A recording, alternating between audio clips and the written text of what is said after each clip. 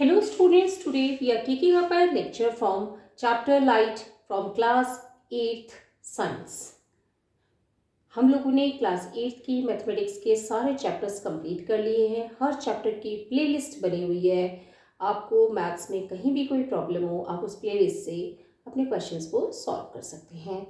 Class 9th के लिए मैंने एक अलग चैनल बनाया है, उसका नाम है चैनल बाय डॉक्टर शारदा मील, और उस चैनल के अंदर क्लास 9th के मैथ्स के वीडियोस मैंने डालने शुरू कर दिए हैं। So please join them if you have cleared your class 8th.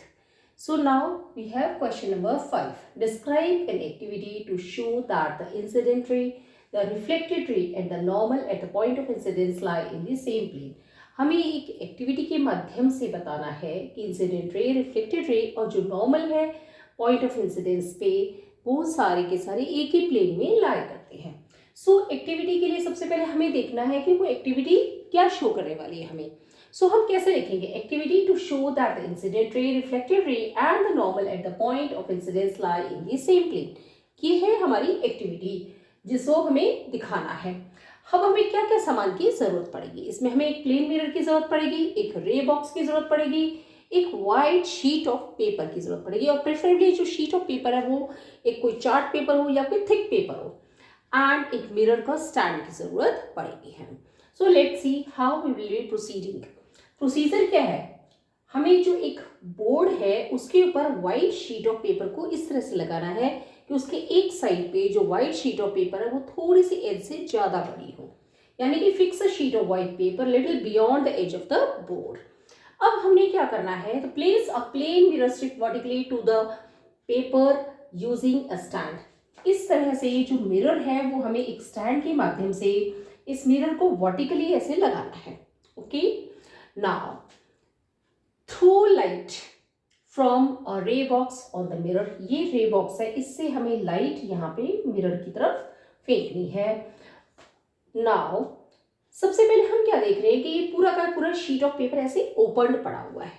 Okay, now हमने देखा कि इसमें ये जो रे बॉक्स है इससे इंसिडेंट रे यहाँ पे आई, ये मिरर से स्ट्राइक की और वापस रिफ्लेक्ट हो गई इस तरीके से। ओके, अब हमने यहाँ पे क्या देखा है कि this angle of incidence is equal to angle of reflection, और जो है angle of incidence to the normal and angle of reflection, both of them are always equal. Okay, तो हम कह सकते हैं कि angle I is equal to angle R. Okay, ये तब कंडीशन है जब ये शीट ऑफ पेपर पूरी तरह से ओपन है और जो उसकी जो नीचे जो बोर्ड है उससे इतने स्ट्रिप ऑफ पेपर है वो आउटसाइड के अंदर है। ओके, तो हम क्या देख रहे हैं? जो हमने ओपन कर रखा है पेपर, तो क्या है? रिफ्लेक्टेड रे पूरी यहाँ से यहाँ से यहाँ से इस पूरे पेपर तक आ गई है।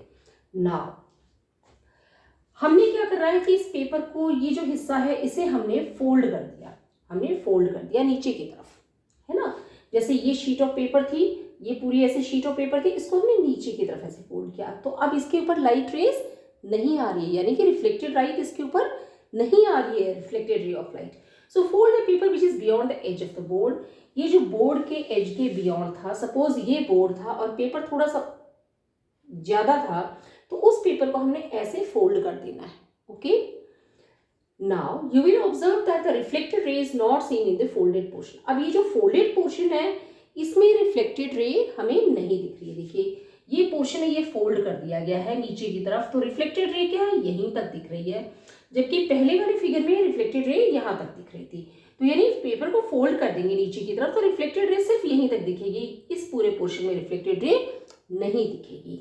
Okay, you will observe that the reflected ray is not seen in the folded portion of the chart paper. A folded portion में reflected ray नहीं दिख रही है। देखिए ये folded portion है, इसके अंदर reflected ray नहीं दिख रही है। Now bring the folded portion back to its original portion. अब हमने क्या किया? इस folded portion को वापस ऊपर लेके आए, जैसा इस कंडीशन में है। पेपर को ओपन कर दिया और ये folded portion वापस अपनी ओरिजिनल पोजिशन में आ गया। अब हम क्या देख रहे हैं? जो रिफ्लेक्टेड रे है वो इस पोर्शन में दिखाई दे रही है। Okay, the reflected ray of light is again seen on the paper. अब इसमें रिफ्लेक्टेड रे वापस दिखाई दे रही है। सो इस सब से हम क्या कंक्लूजन निकालते हैं कि the sheet on the board can be considered as a plane. ये जो शीट ऑफ पेपर है इसको हम प्लेन मान सकते हैं। The incident ray, the reflected रे and the normal at the point of incidence all lie in the same plane.